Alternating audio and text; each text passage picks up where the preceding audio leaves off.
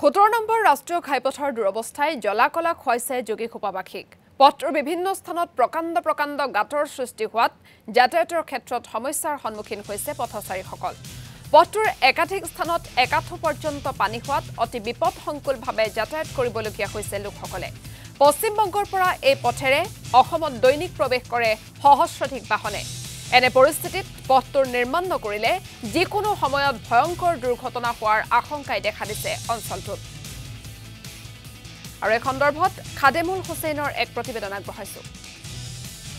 হয়, নিশ্চিতভাৱে আপুনি ইতিমধ্যে উল্লেখ কৰিছে যে ৰাষ্ট্ৰীয় ঘাইপথৰ অৱস্থা কি ধৰণৰ তথ্যবচ হৈছে আৰু এই ৰাষ্ট্ৰীয় ঘাইপথবোৰ বিশেষকৈ বানপানীৰ পিছতে যিবোৰ ৰাষ্ট্ৰীয় ঘাইপথ আছে ৰাজ্যত, সেই ৰাজ্যত ৰাষ্ট্ৰীয় ঘাইপথৰ অৱস্থা একেবাৰে তথ্যবচ হৈছে।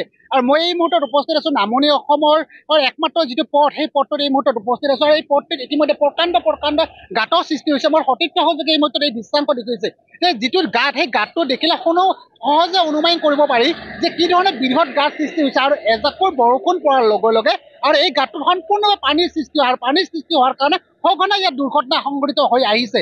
আৰু যিহেতু এই পথটো মই পূৰ্বতে উল্লেখ কৰিছোঁ যে এইটো এটা 17 নং ৰাষ্ট্ৰীয় ঘাইপথ। আৰু 17 নং ৰাষ্ট্ৰীয় ঘাইপথে প্ৰতিদিনাখনে যান বাহন চলাচল কৰে। আৰু যান বাহন চলাচল কৰা হেতুকে এই পথটি বিশেষকৈ এটা গুৰুত্বপূৰ্ণ এটা পথ। আৰু এই পথটোৱে আজিৰ তাৰিখত এই অৱস্থা, যিহেতু ইয়াত প্ৰতিদিনাখনে ইয়াত যান বাহন চলাচল কৰে। বিশেষকৈ পশ্চিমবংগলৈ যোৱা একমাত্ৰ পথ বুলি ক'লে ভুল নহ'ব। আৰু যিহেতু ইয়াত মোৰ স্থানীয় ৰাইজ আছে, বিশেষকৈ এই পথটিৰে অহা যোৱা কৰা লোক আছে, মই আপোনাৰ পৰা জানিব বিচাৰিছোঁ এই মুহূৰ্তত আপুনি ক'ৰ পৰা আহি আছে? মই চলন্তাপাৰাৰ পৰা আহি আছোঁ। বিশেষকৈ পথটোৰ অৱস্থা কি পাইছে? পথৰ অৱস্থাটো খুবেই বেয়া, তাৰমানে গাড়ীবোৰ যাবই নোৱাৰে, এনেকুৱা কণ্ডিশ্যন হৈছে। মানে ইমান গাঁত হৈছে, গাঁতৰ কাৰণে গাড়ীবোৰ চলাবই নোৱাৰা অৱস্থা। হয়, নিশ্চিতভাৱে আন এগৰাকী লোক আছে, মই এই বাহনত থকা আন এগৰাকী লোকৰ সৈতেও কিছু কথা পাতিবৰ কাৰণে মই যত্ন কৰিম। বিশেষকৈ মই আপোনাৰ পৰা জানিব খুজিছোঁ যে পথটোৰ অৱস্থা একেবাৰে তথ্যবচ অৱস্থা।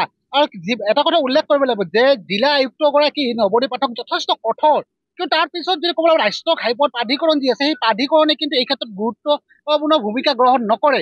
কি ক'ব এই ক্ষেত্ৰত?